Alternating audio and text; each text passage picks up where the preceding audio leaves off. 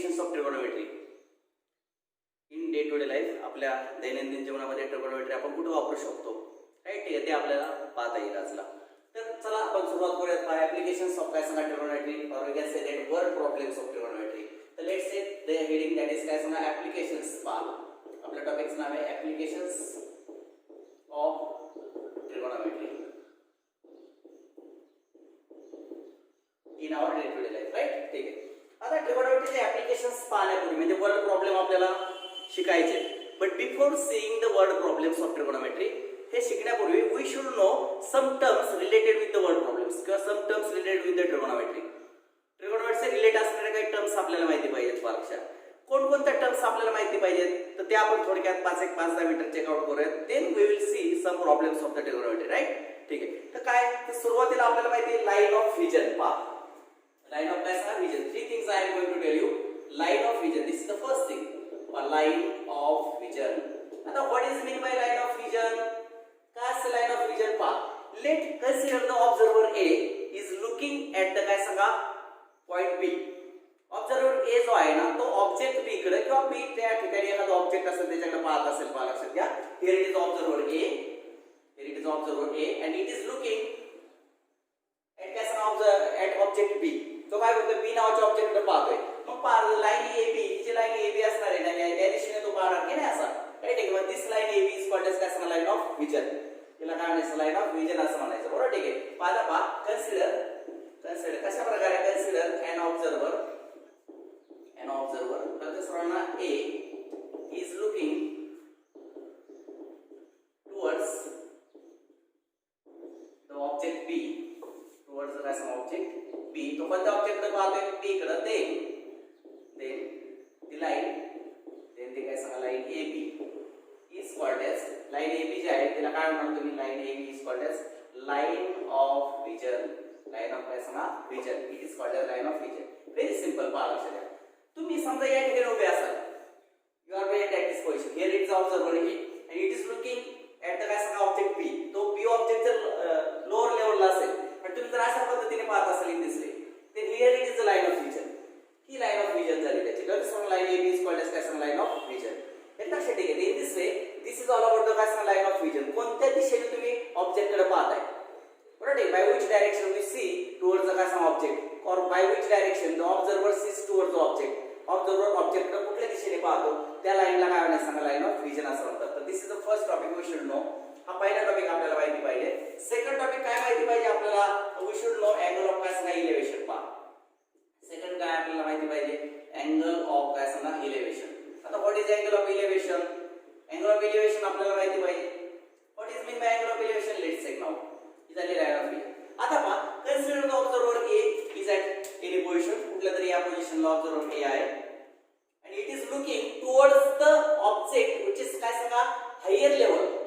पहा एक ऑब्जेक्ट या ठिकाणी ते कसं आहे सांगा हायर लेवलला आहे. पहा लक्षात द्या. दॅट ऑफ द ऑब्झर्वर पेक्षा उंचीवर ते ऑब्जेक्ट जर असेल आणि तो observer is looking towards the काय सांगा दॅट ऑब्जेक्ट. पहा consider the observer A it is looking at the object which is placed at the higher level. त्या ऑब्जेक्ट कडे पाहतोय. कुठल्या लेवलला आहे ऑब्जेक्ट हायर लेवलला आहे, वरच्या लेवलला आहे. and AM is the काय सांगा हॉरिझॉन्टल लाईन. ही जी AM आहे ना ही AM कोण सांगा हॉरिझॉन्टल लाईन आहे. देन द अँगल PM पहा ही झाली लाईन ऑफ विजन. तर त्या सर्वांना ठीक आहे ही झाली हॉरिझॉन्टल लाईन. हा जो अँगल आहे ना it is called as angle of elevation. इथे लक्षात ठेवा. म्हणजे थोडक्यात लाईन ऑफ विजनने हॉरिझॉन्टलचे केलेला हा जो अँगल असतो, लाईन ऑफ विजनने हॉरिझॉन्टलचे केलेला हा जो अँगल असतो त्याला काय म्हणतात सांगा angle of elevation. It is called as angle of elevation. तर त्या सर्वांना आता पहा कन्सिडर याच्यामध्ये काय सांगता येईल आपल्याला. Consider the an observer. Consider and काय सांगा observer at position A. Observer कोणत्या पोझिशनला A and the object is at काय सांगा हायर पोझिशन किंवा higher level say B. Object कोणत्या लेवलला आहे सांगा हायर लेवलला उंचीवर आहे थोडं. तर त्या सर्वांना ठीक आहे बी. ते द अँड असं म्हणत अँड काय सांगा AM is a horizontal line. AM is a horizontal line. Then angle BAM is called as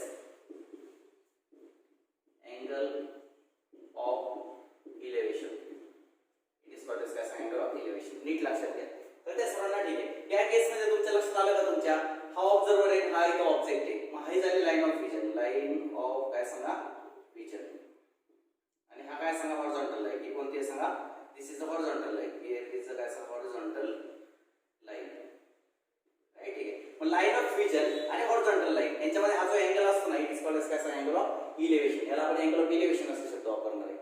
हे लक्षात. फॉर एक्झाम्पल पहा तुम्ही या ठिकाणी उभे आहात, you are standing here and you are looking at the काय सांगा बर्ड. तुम्ही एखाद्या पक्षाकडे पाहता वरती, then what happens पहा the level of the bird is काय higher than you.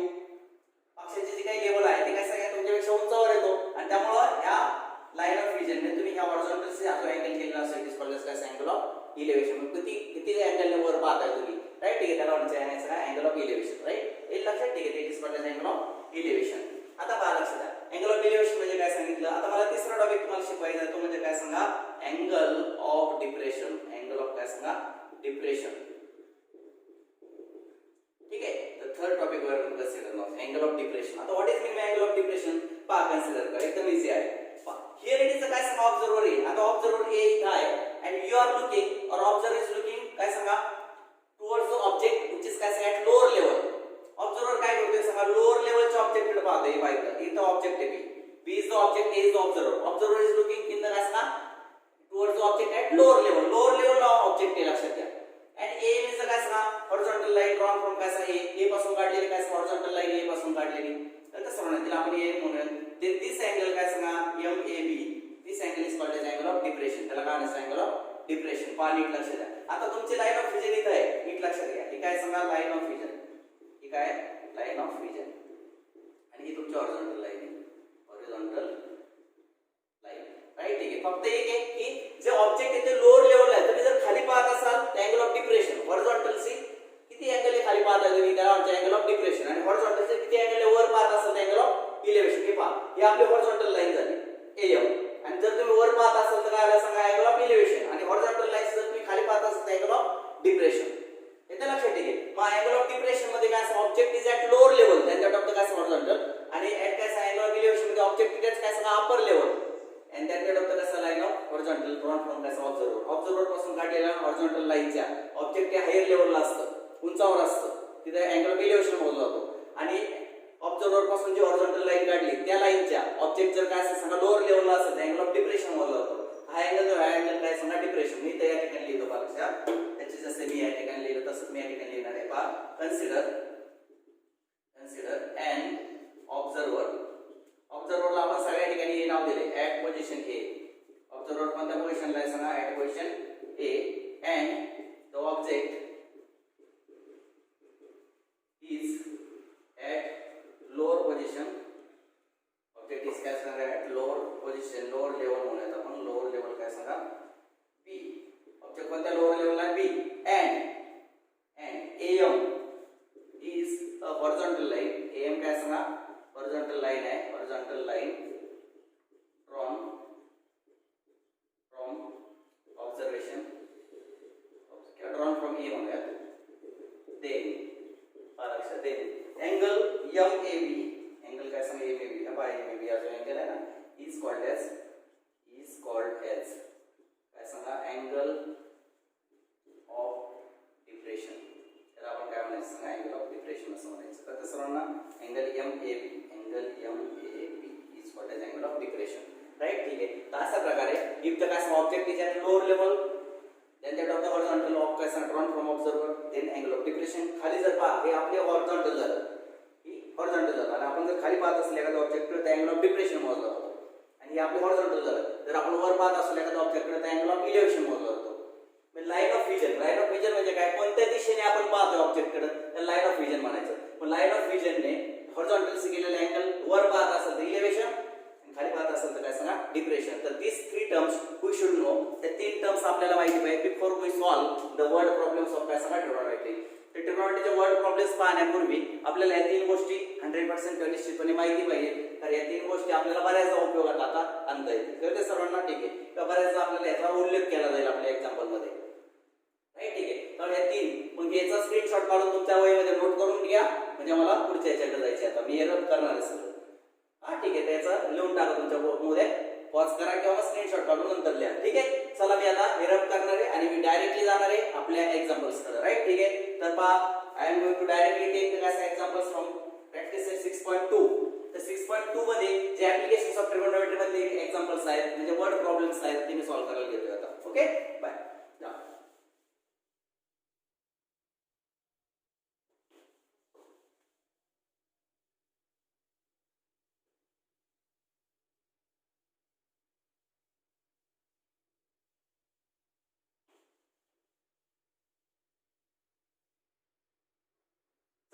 The first problem I am going to write here. पहिला प्रॉब्लेम या ठिकाणी लिहितोय. महाराष्ट्रात a person is standing. हा first problem I am going to write here. मी घेतोय practice set 6.2. त्यातले examples मी आता घेतोय. Example number 1. A person is standing at a distance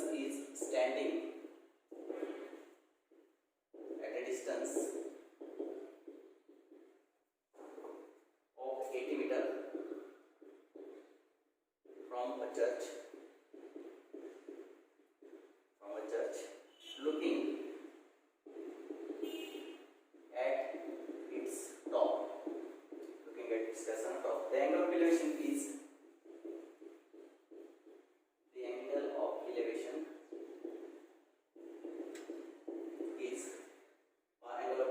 is of 45 degree. Find the height of the church. Find the height of the church. Read करायचं. Word problem म्हणलं की गणित properly read करायचं. Properly read करून सगळ्या गोष्टी समजावून घ्यायच्या. त्यामध्ये काय दिले, काय नाही दिलं, काय काढायचं आपल्याला, सगळं आयडेंटिफाय करायचं आणि त्याच्यानंतर ते एक्झाम्पल सॉल्व्ह करायचं. कारण जोपर्यंत तुम्हाला रीड होत नाही, प्रॉपरली रीड केल्यानंतर आपल्याला समजतं की कुठला फॉर्म्युला वापरायला पाहिजे, काय केलं पाहिजे आपल्याला एक्झाम्पल मध्ये. चला, a person is standing at a distance of 80 metre. Person जो आहे, एक माणूस आहे, तो उभा आहे. कुठे उभा आहे? 80 metre from a church looking at its top. पाच लक्षात. आता एवढी मिनिट होत आहे. चर्च इज फाईट काय सांगा, हाईटर. दॅट इज काय सांगा, चर्चची हाईट आहे ती कशापेक्षा, माणसापेक्षा 100% जास्त असणार आहे. चर्च इज टॉलर दॅन काय सांगा पर्सन. नेहमी हे लक्षात असते, कोणालाही समजणार आहे. आता पहा, here it is a church. पहा मी काय करतो, हिअर इट इज अ काय सांगा, चर्च. AB इज द काय सांगा, नेम ऑफ दॅट चर्च. कळतं सर्वांना. आणि here it is a person. हा काय सांगा, तेव्हा पर्सन आहे इथे गृहीत धरा. तर हे पर्सनला मी लागलं तर हे नाव देतो, चर्चला मी नाव देतो BC. BC is the church आणि हे इज काय सांगा, पर्सन. राईट, ठीक आहे. That is observer. आता काय आलं लक्षात, a person is standing at a distance of 80 metre from the church. हा जो माणूस आहे की नाही, हा या चर्च पासून किती अंतरावर उभा आहे सांगा, 80 मीटर अंतरावर उभा आहे. The person, here is the person, that is observer. It is standing from the काय सांगा, चर्च ऍट 80 मीटर. कळतं सर्वांना. चला पुढे. Looking at the top. आता हा माणूस काय करतोय, चर्चच्या टॉप कडे पाहतोय. पाहिजे असा ही लाईन ऑफ विजन. काय ही लाईन ऑफ विजन. कळतं सर्वांना. चर्चच्या टॉप कडे पाहतो आणि जेव्हा आपण हॉरिझॉन्टल असं पाहतो तेव्हा हा जो असतो ना, याला म्हणतात angle of elevation. He horizontal line आहे. कळतं सर्वांना. आपण जेव्हा असं, आपण आता इथे उभे, आपण चर्चच्या टॉपाकडे पाहणार आहे, याचा अर्थ काय, आपण वर पाहतोय. आणि if we are going to सांगा see in the upward direction, then there is angle of elevation. तर किती अँगल झालाय, angle of elevation is 45 degree. किती अंशाचा अँगल येतो, 45 डिग्रीचा अँगल आहे. देन यू आर आस्क्ड, तुम्हाला काय विचारलंय, तुम्हाला सांगितलंय की find the height of church. What is the value of काय सांगा, x मीटर. ठीक आहे. तर तुम्हाला चर्चची हाईट करायची. समजलं सर्वांना.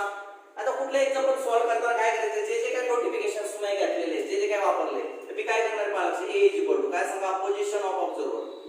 पोझिशन ऑफ काय सांगा, ऑब्झर्वर. जे तुम्ही वापरलेलं आहे ते सगळे या ठिकाणी लिहून टाकायचं. BC इज इक्वल टू काय सांगा, height. BC is equal to काय सांगा, height of church. Height of church. What is height of church? It is nothing, it is not given to you, it is x metre. कळतं सर्वांना. तर what is AB? AB is equal to distance of person. Person म्हणजे observer. कळतं सर्वांना. Distance of काय सांगा, person from church. Distance of काय सांगा, person from church. What is it? It is given 80 metre. It is given काय सांगा, 80 metre. समजलं सर्वांना. ठीक आहे. आता पहा, A म्हणजे काय, here is observer, that is person. AB is the distance of observer and church. Church मधलं ऑब्झर्वर मधलं अंतर हे. लक्षात. Here is the height of काय सांगा, चर्च. आता हा अँगल जो आहे ना, पहा काय नाव त्याचा, angle CAB. Angle CAB is equal to how much, 45 degree. कळतं sir. 45 degree. It is the angle of elevation. Angle of elevation टाकलं तुम्ही नंतर 45 लिहितो. पहिल्यांदा angle of elevation. Right. Angle of काय सांगा, elevation. It is given to you, that is 45 degree. तुम्हाला 45 degree दिलेलं आहे. पद्धतीने पहा, लक्ष द्या. राईट, ठीक आहे. ऑल दी जे काही तुम्ही नोटिफिकेशन वापरला असेल what ever it may be, ते पहा. समजा बीसीला मी चर्च म्हणलेले आहे तिथे, BC is the head of church. तर सरांनी एबीला मी काय म्हटलं, distance between person and church लिहून टाकायचं जे काय असेल ते.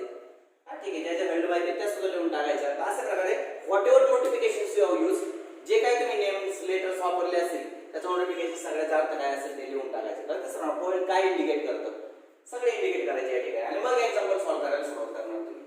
एकदा झालं की मग एक्झाम्पल सॉल्व्ह होणार आहे, लक्षात घ्या. ठीक आहे. आता काय करायचं पहा, लक्षात काय काढायचं, नीट बारकाईने लक्ष. इतकं सोपं असतं ना, इतकं सोपं आहे. काय पाहिजे तुम्हाला, ही व्हॅल्यू काढायची. काय, हाईट ऑफ चर्च म्हणजे एक्स व्हॅल्यूचे, एक्स व्हॅल्यू फाइंड आउट करायचे. दिलंय काय तुम्हाला, ही व्हॅल्यू दिली. पण नीट जर तुम्ही बारकाईने लक्ष दिलं ना, तुमच्या असं लक्ष येईल की हा थीटा अँगल आहे. पहा, थीटा कोणाच्या समोरची बाजू, ऑपोजिट साइड इज तुम्ही फाउंड आणि ऍडजस्टंट साइड इज गिवन. नीट लक्ष द्या, या कोणाचे ऍडजस्टंट दिलेली आणि ऑपोजिट काढायचे. येते लक्षात, अँगल किती आहे 45.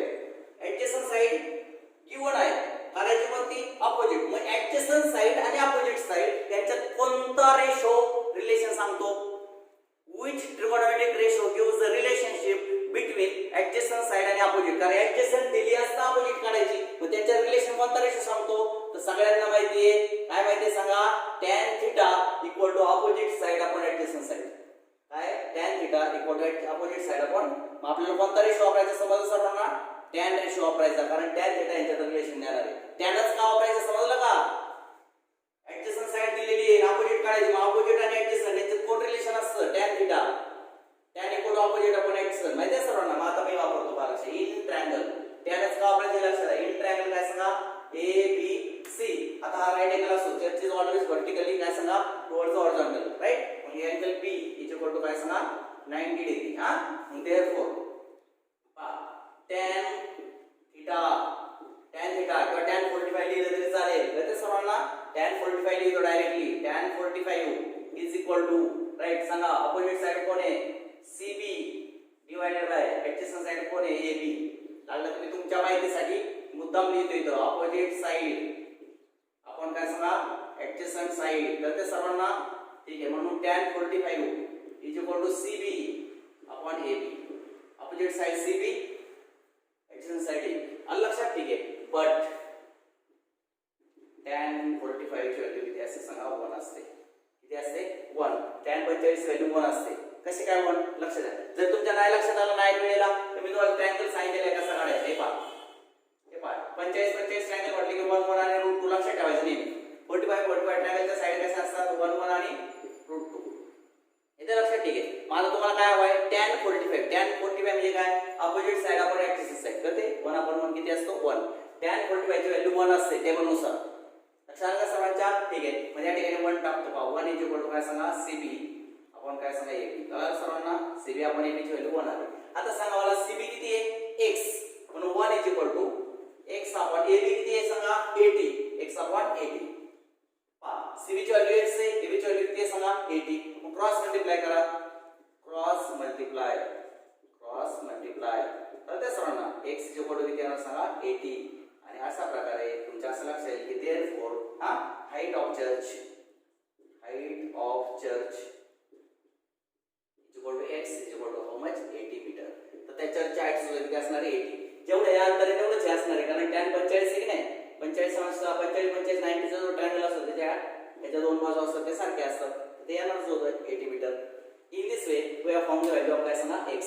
ती सुद्धा 80 झाली. ही 80 ही सुद्धा किती आली सांगा, 80. तर आपल्याला हे सूत्र आहे पहा, tan 45 हा जो टेबल असतो की नाही, मी तुम्हाला टेबल लिहून दिला होता, तो पार्ट करा. तो टेबल पार्ट असेल तर चांगलीच गोष्ट आहे, म्हणजे तुम्हाला tan 45 ची डायरेक्ट 1 लिहिता येईल. तिथं नसेल पार्ट, हा ट्रायंगल लक्षात ठेवा. आणि जर 30 60 चे आले, 30 60 90 जर आला, तुम्हाला एखादा रेशो आला, तर त्या ठिकाणी जायचं पहा, इथं 30 हा ट्रायंगल लक्षात ठेवायचा आणि 90. बरोबर, ठीक आहे. 1 2 आणि काय सांगा, √3. लक्षात, ठीक आहे. या ट्रायंगलच्या आधारे तुम्हाला 30 आणि 60 चे कुठलेही ट्रिगोनोमेट्रिक रेशो लिहिता येतात. आणि या ट्रायंगलच्या आधारे तुम्हाला 45 डिग्रीचे कुठलेही ट्रिगोनोमेट्रिक रेशो फाइंड आउट करता येतात. आलं लक्षात, ठीक आहे. तर ते महत्त्वाचे 2 ट्रायंगल लक्षात ठेवा, म्हणजे तुम्हाला वर्ड प्रॉब्लेम सोडवताना अडचण येणार नाही. कारण तुम्हाला tan 45 ची व्हॅल्यू टाकावी लागणार आहे. याच्या लक्षात, ठीक आहे. ते आपल्याला माहिती पाहिजे 1. आणि मग सीबी ची व्हॅल्यू x होती, एबी ची x होती, 80 होती. मग सॉल्व्ह करता येईल. म्हणून तुम्हाला हे 2 ऍटलीस्ट हे 2 ट्रायंगल्स आहेत ते लक्षात ठेवा, म्हणजे बऱ्याचशा व्हॅल्यूचा प्रश्न सुटेल. मग राहतो फक्त 0 आणि 90. हे लक्षात, ठीक आहे. तर 0 80 आणि 90 चे काही फार वर्ड प्रॉब्लेम्स येतात असं भाग नाहीये. आणि लक्षात ठेवा in this way we also काय सांगा फर्स्ट एक्झाम्पल आपण पहिला एक्झाम्पल पाहिला कशातला प्रॅक्टिस सेट 6.2 मध्ये. आता मी प्रॅक्टिस सेट 6.2 मधला सेकंड एक्झाम्पल राईट करणार आहे. मी रब करणार आहे तोपर्यंत तुम्ही त्याचा स्क्रीनशॉट काढून घ्या किंवा पॉज करून लिहून टाका. ठीक आहे.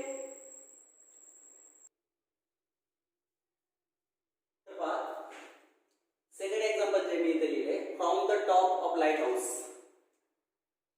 N observer looking at a ship. नीट लक्ष द्यायचं फिगर तयार करायची.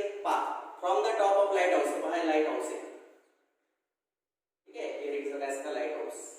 या लाईट हाऊस पासून काय करते पहा an observer is looking at a ship. एक ऑब्झर्वर इथं उभा आहे पहा. या ऑब्झर्वरला ए म्हणूयात आपण. इट इज लुकिंग ॲट काय सांगा शिप. इथं शिप आहे कुठं तरी लाईट हाऊस आहे पहा. ठीक आहे. Is looking at a ship at an angle of depression. आता डिप्रेशनचा अँगल कसा काढायचा ते नंतर सांगतो. शिपला बीएस म्हणतो. ठीक आहे. ए बी इज द काय हाईट ऑफ टॉवर. हा टॉवर आहे किंवा लाईट हाऊस आहे. लाईट हाऊसच्या टॉपला एक ऑब्झर्वर उभा आहे. तो काय करतोय खाली पाहतोय. आता ही झाली त्याची horizontal line. Horizontal line observer पासून काढायची असते. याला आपण लिहूयात लागलं तर हॉरिझॉन्टल लाईन. हॉरिझॉन्टल लाईन कळतं सर्वांना. ठीक आहे. त्याला आपण काय एम नाव देऊयात एम. ठीक आहे. It is looking in the downward direction. या दिशेने तो पाहतोय. किती येतो angle. What is the angle 60 डिग्रीने खाली पाहतोय. पाहतोय 60 डिग्री. लक्षात बाय अँगल ऑफ काय सांगा 60 डिग्री. पहा तो असा पाहत होता. त्याने खाली पाहिलं शिप दिसलं त्याला. किती डिग्रीने खाली पाहिलं 60 डिग्रीने खाली पाहिलं. हा झाला अँगल ऑफ डिप्रेशन. खाली पाहत असेल तर अँगल ऑफ डिप्रेशन. वर पाहत असेल तर angle of elevation. If the height of light house is 90 metre तर लाईट हाऊसची हाईट किती आहे सांगा 90 मीटर. ते पहा ही हाईट चे लाईट हाऊसची किती आहे सांगा 90 मीटर दिलेली आहे. तर you are asked to find out पहा how far the ship is from the light house. ते शिप जे आहे ना ते लाईट हाऊसच्या बॉटम पासून किती अंतरावर आहे हे अंतर तुम्हाला फाइंड आउट करायचं आहे. लक्षात आलं सर्वांच्या.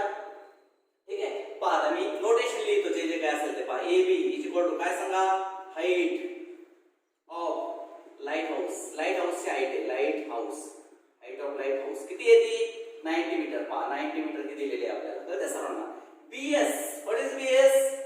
बीएस काय बरं. Here it is a ship. Here it is the bottom of light house. मी यांच्यातला अंतर आहे पहा लक्षात. जे आपल्याला काढायचे काय काढायचे ship is from light house. बरोबर. म्हणजे इथे लिहूया distance of ship.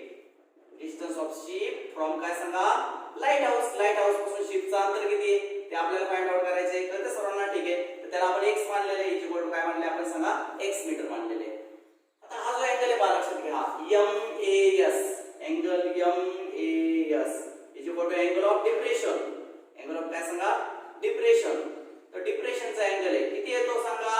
It is nothing but काय सांगा 60 डिग्री. 60 डिग्रीने पाहिले नीचे तर ते सर्वांना ठीक आहे 60 डिग्री. आणि राहिला प्रश्न काय सांगा आता हे आहे अँगल ऑफ डिप्रेशन आहे. तर ते सर्वांना तीन गोष्टी झाल्या.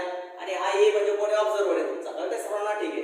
आता आपल्याला काय करायचं A is equal to position of observer. Position of काय सांगा ऑब्झर्वर. लक्षात. ठीक आहे. आता एक गोष्ट लक्षात आली का तुमच्या फ्रॉम फिगर. फ्रॉम फिगर पहा हा अँगल आणि हा अँगल सेम असणार आहे. कारण हा जर 60 असेल तर हा सुद्धा किती येणार आहे 60 because they are alternate angles of each other. पहा आहे की नाही अल्टरनेट अँगल्स. मग अँगल पहा लक्षात angle A S B is equal to angle M A S equal to 60 degree each. कारण काय लिहायचं अल्टरनेट. कारण देतो मी लक्ष द्या खाली alternate angles. Alternate angles of each other. कळते सर्वांना. चला आता मला घरी सोडवायला यायचे. हे लक्षात आलं का. What is AB. AB is the height of lighthouse. What is BS. BS is the distance of ship from lighthouse. What is this. This is the angle of depression. and हा अँगल आणि हा angle same येऊन हा 60 आहे सुद्धा 60. आता चला in triangle. आता राईट अँगल मध्ये जाऊ. काय ABS हा राईट अँगल असतो. In triangle ABS angle sorry ABS angle काय सांगा B is equal to 90 degree आणि angle S is equal to किती 60 डिग्री. तर ते सर्वांना हा 90 हा 60 आहे. चला मला सांगा परत मला सांगा विचार करा कोणता रेशो उपयोगी पडेल आपल्याला हा रेशो उपयोगी पडेल का कोणता 60 च्या अपोजिट साइड दिलेली नाही ऍडजस्टंट. मग अपोजिट आणि ऍडजस्टंट मध्ये कोणतं रिलेशन असतं tan थीटा. कोणतं tan. म्हणून tan थीटा वापरायचा. tan थीटाच का वापरायचं हे लक्षात घ्या because it gives the relationship between opposite side and adjacent side. म्हणून मी वापरणार आहे tan 60 इज इक्वल टू सांगा अपोजिट साइड कोण AB ऍडजस्टंट कोण आहे BS. AB आपण काय सांगा BS. तर ते सर्वांना अपोजिट साइड आपण adjacent side equal to tan theta. थीटाच्या अपोजिट कोण आहे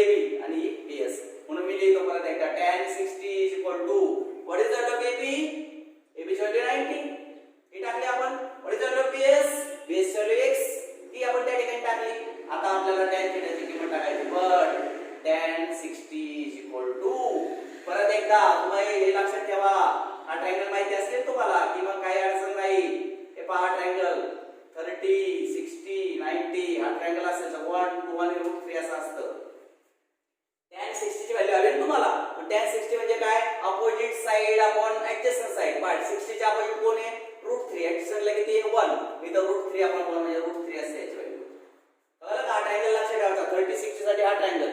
ठीक आहे. मग आता tan 60 ची मग √3 टाकतो. मग √3 इज इक्वल टू 90 आपण काय सांगा, x आलं. लक्षात, ठीक आहे. 90 आपण काय सांगा, x. मग आता मी काय करतो सांगा, क्रॉस मल्टिप्लाय करतो. क्रॉस मल्टिप्लाय पहा लक्षात सर्वांच्या, √3x इज इक्वल टू काय सांगा 90. लक्षात, ठीक आहे. √3x is equal to 90. x is equal to किती आले 90 अपॉन √3. आलं लक्षात. आता हे असं ठेवलं तरी चालेल, पण याच्या पुढेही आपल्याला सॉल्व्ह करता येईल. पहा x ची व्हॅल्यू समजली का तुम्हाला, ही आलेली आपल्याला 90 अपॉन √3. पण कसं सॉल्व्ह करायचं काय मी सांगतो, तो नीट लक्ष द्या. 90 चे फॅक्टर काढतो 30 * 3 अपॉन √3. पहा 90 चे फॅक्टर कसे काढले, 30 * 3 आपण काय √3. परत पुढे लक्ष द्या, 30 * √3 * √3 अपॉन √3. काय केलं नीट लक्षात आलं का तुमच्या. पहा 30 तसंच 3 चे फॅक्टर परत काढले, √3 * √3 म्हणजे 3 असतो माहिती आहे सर्वांना. 3 च्या वेळी काय लिहिलं, √3 * √3. पहा √3 √3 √9 म्हणजे 3. येते लक्षात. मग असे पाडलेले मग √3 ला √3 काय आला सांगा, कॅन्सल झाला. अशा प्रकारे x इक्वल टू आले 30 √3 मीटर. किती आलं हे कळालं का सर्वांना, कसं सिम्प्लिफाय केलं मी. 90 ला मला √3 ने डिवाइड करायचं होतं, परंतु मला लक्षात येत नव्हतं. मी काय केलं, 30 * 3 केलं. आपण √3 तसेच 3 चे परत फॅक्टर काढले, √3 * √3 घालवला. अशा पद्धतीने आता आपल्याला √3 ची व्हॅल्यू दिली 1.73. मग इथे लिहितो पहा x is equal to 30 * 1.73. x is equal to किती आले पहा, 3 3 9 3 9 27 सचेल 2 या 1 मीटर. 0 0 3 3 9 7 3 21 चले 2 आणि 3 3 2 5. त्या 2 पॉइंट्स होते 51.90 मीटर. अशा प्रकारे x ची व्हॅल्यू आली 51.90 मीटर. म्हणून आपण लिहू शकतो distance between ship and light house. इथे लिहायचं distance between ship and light house is equal to 51.90 metre. इथे आले ते 51.90 मीटर. येते लक्षात. In this way you can write काय सांगा आन्सर. अशा पद्धतीने आपण हे एक्झाम्पल सॉल्व्ह करू शकतो. ट्रिगोनोमेट्रीचा कसा उपयोग करतो आपण आपल्या डे टू डे लाईफ मध्ये, येते लक्षात, ठीक आहे. त्यानंतर ऍप्लिकेशन्स कसे अप्लाय करतो ट्रिगोनोमेट्री आपण आपल्या नेहमीच्या जीवनाच्या एक्झाम्पल्स मध्ये. त्यानंतर ऍप्लिकेशन्स ऑफ ट्रिगोनोमेट्री आपला टॉपिक चाललाय ना, ऍप्लिकेशन्स ऑफ काय सांगा trigonometry. In this way you can solve काय सांगा दिस एक्झाम्पल ऑल्सो. या पद्धतीने आपल्याला एक्झाम्पल काय करता येईल सांगा सॉल्व्ह करता येईल. राईट, हे लक्ष सर्वांच्या, ठीक आहे. तर दिस इज काय सांगा second example. Now I am going to take काय सांगा थर्ड एक्झाम्पल मी रिटर्न केले हियर.